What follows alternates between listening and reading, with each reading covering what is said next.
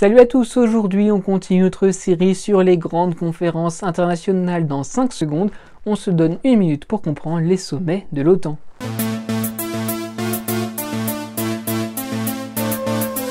Mais avant tout, qu'est-ce que l'OTAN? L'organisation du traité de l'Atlantique Nord, c'est une alliance militaire dont le siège est à Bruxelles en Belgique, qui compte 30 États membres. Elle a été créée le 4 avril 1949, au début de la guerre froide. Dans ce contexte, il s'agissait de lier l'Europe de l'Ouest aux États-Unis, sachant la présence soviétique en RDA, l'Allemagne de l'Est. Parmi ses membres, un peu moins de la moitié, 12 précisément, sont des membres fondateurs.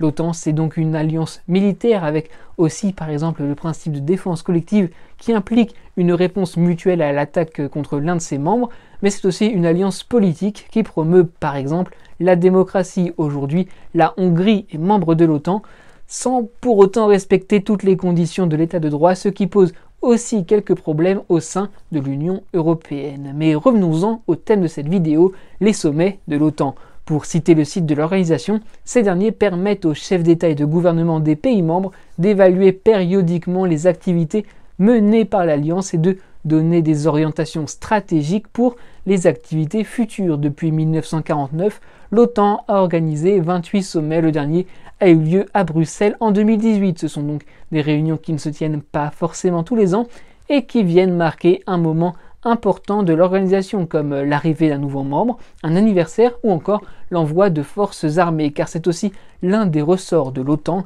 la possibilité de mener des opérations militaires, comme cela par exemple était le cas au Kosovo en 1999, en Afghanistan depuis 2003 ou en Libye en 2011.